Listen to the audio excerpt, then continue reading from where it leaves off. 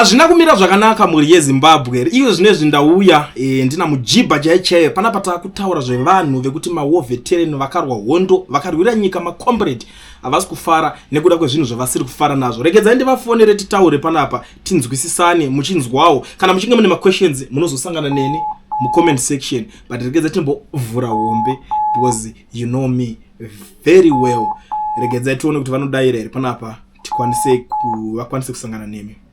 Yes, comrade Mujibha chaiye. Maswera sei?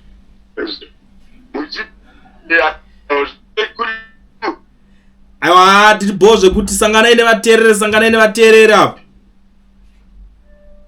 Ya, vateereri tachida kutaura nyaya ya Mr. Chamisa, our president for now. Yes. Nyaya yedu yatinyanya kwakunze nayo pa vari kuprotesta panguva iyo.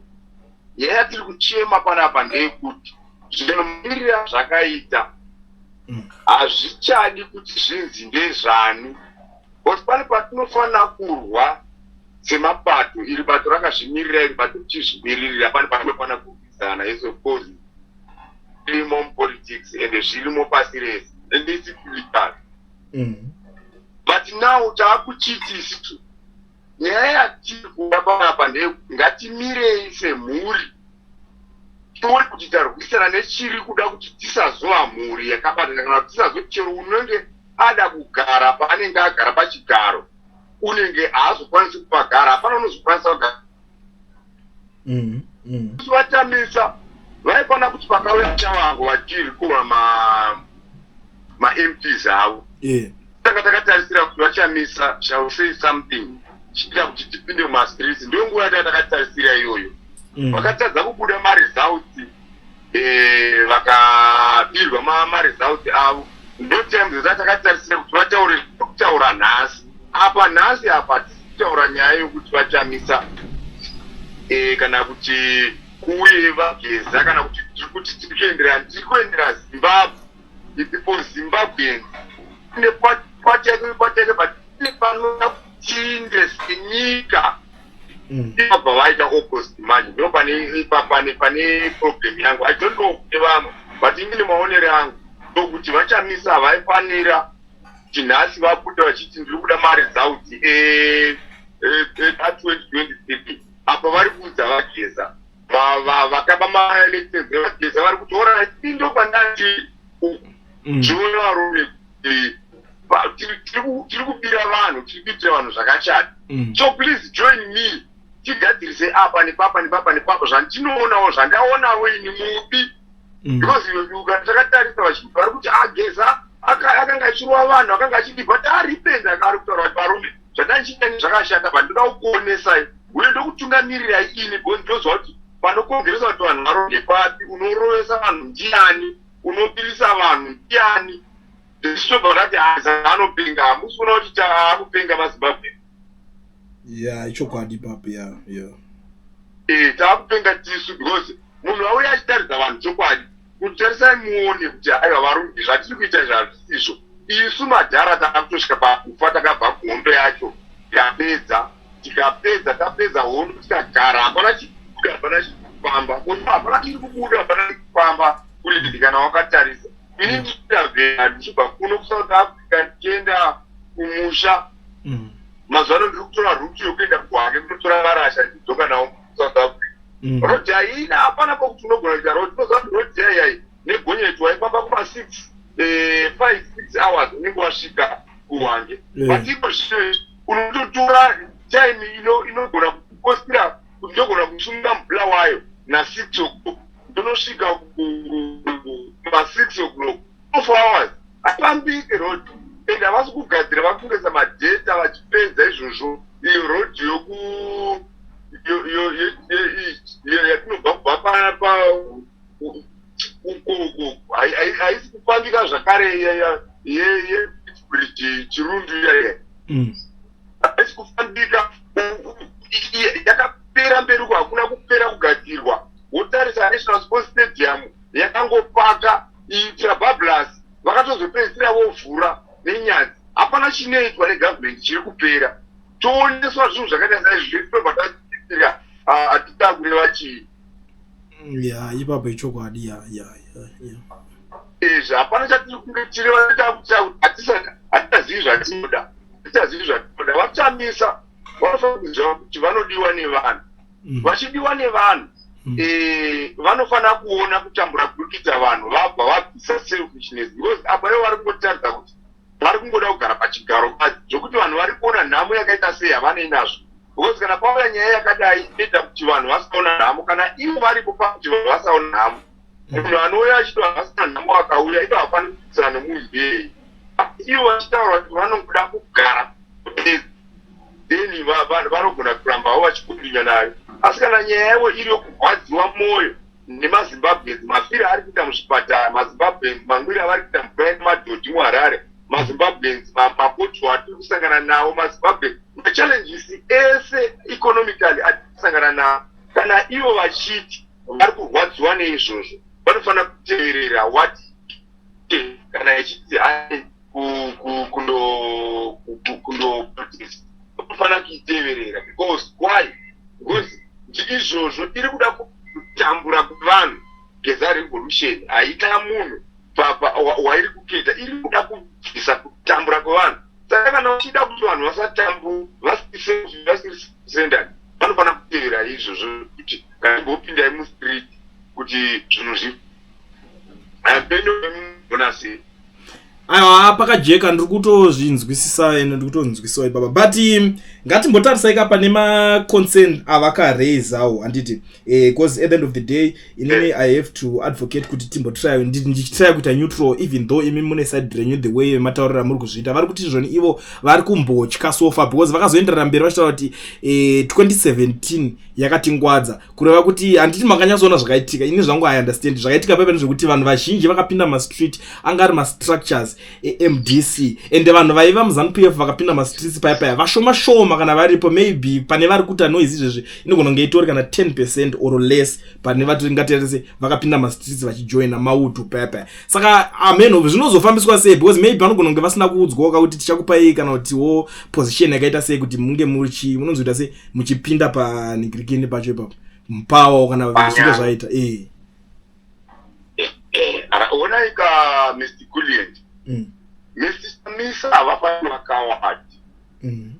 Saka takavamirira kuti vataure vareze voice yavo izvike especially pakarekodiwa mabusiness avo nachakavanga. Munhu wese angamirira achanga kuchamira kuti chii tapinda mustreet. Hazvina zvazvinombonetsa, hazvina kana zvinombonetsira.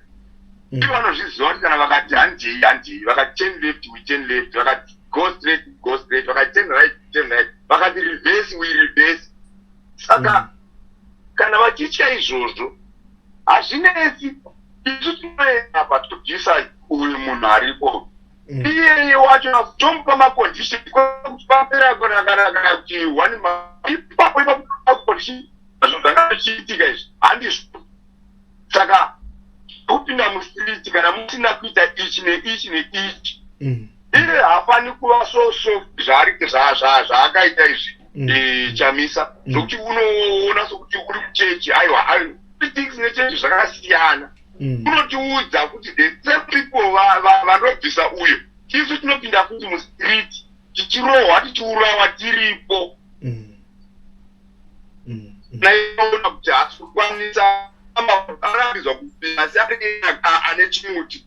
Unotiudza varume tarisai muone zvatikaita paipa takamboshandiswa but look iko zvinezvi ita futi EBC takushandiswa futi. Todini ngatipindei mustreet, tinopinda mustreet kwete kuti ate ahora izvi zvimurai zvari kutaura hazvina zviri kurapa kuti kunoramba tatingaita pamwe vanhu vangagonawo kuzokunga poto yeususu vakamwa ususu ikoko ivo zviramba zvachona izvozvo zvokuti ange anozokwanisa kusimudza musoro is not such a person angagona kusimudza musoro ega wokuti ngazoona kuti mwemusi unomuka akasimudza musoro vanhu vakatevera ndakangonyarara achingotipa madimikira netsumo nei zvese what do you gain nguva iri kuenda vari kupera kupatara.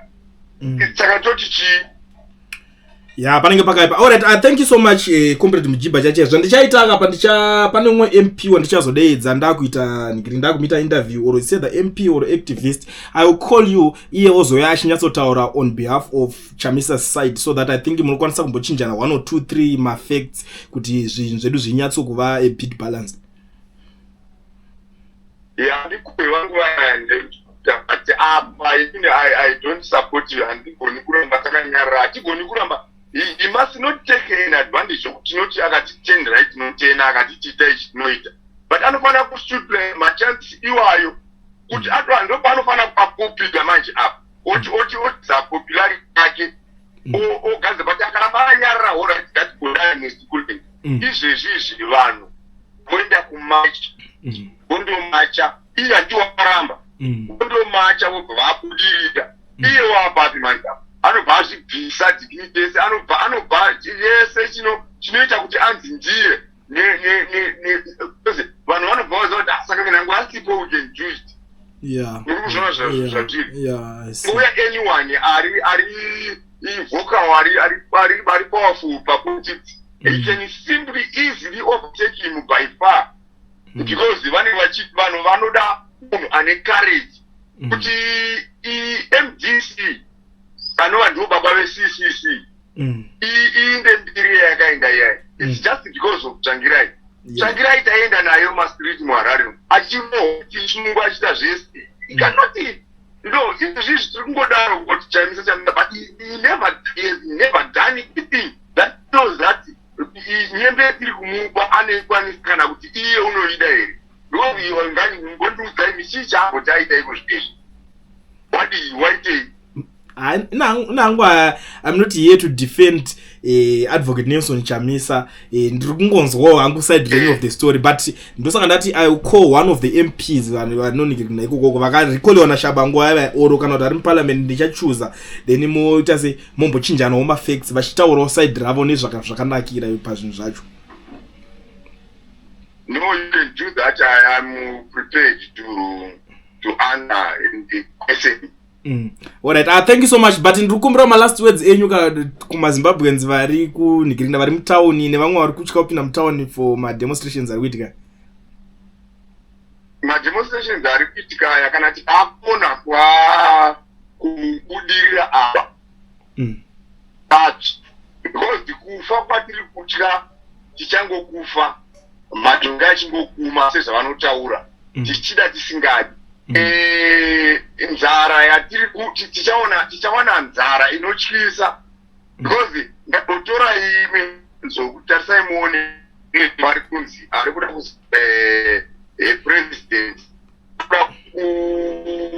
kuti vakusucceed president ndiva Tagirei nemaziri atinoita Tagirei already imbavha guru remakororo ese akapira nyika kusvika pakuibira mabillions and billions asina tsitsi nomunhu wakumazogara pagaro rakomberedzwa nachivharo ada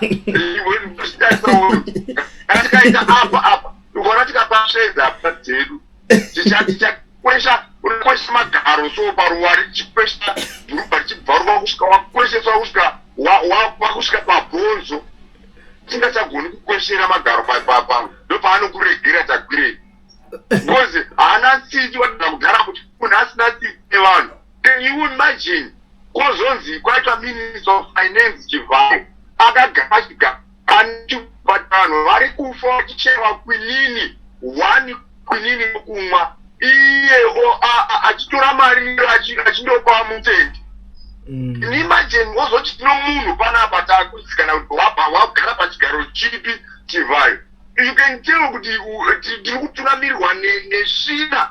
I don't ameno kana ndatuka story shina of someone anotora hundreds of thousands millions vanhu vanazvo vanapreza vanani vachipiwa vanhu vanazvo vari kudya vachiguta vanogona kundotenga mishonga muzvipatara vega mumafamasi vega iye ndivo vari kupa mari kuti vakuwedzera matombo mukati megombo kundotora matombo kuzvikomo zvitiki kouchiisa muzvikomo zihombe rinawo wozotaura kuti government inenge yerusi kana taega yakadaro chiripo kana ivo president vakatarisa vari kuva vachiita zvinhu zvokungati uyaitwa vari pano shuwa vakatarisa marara akadai achiitika kuti vanoti kuzoenda tagwirei nachivhayo nauyu scott sakupanya vanhu vacho vese hapana une tsitsi vanhu vokuti vanorega zvipatara zvichifa stadium akanga aitawo kutanga aingogadzirisa national stadium kwete kuti aizoke panyuwani kungotora zvimabhaketi mari iyoyo ogadzirisa mabhaketi ogadzirisa papichi pakutambirwa payapaya zvinongodiwa kuti nyika gonziwo inyika. You know, we need people vane nyika yavo pamoyo kwete kuti ane istinji ane family yake pamoyo iye. You cannot call it a country, we call it a company. But company kuchenda nevanhu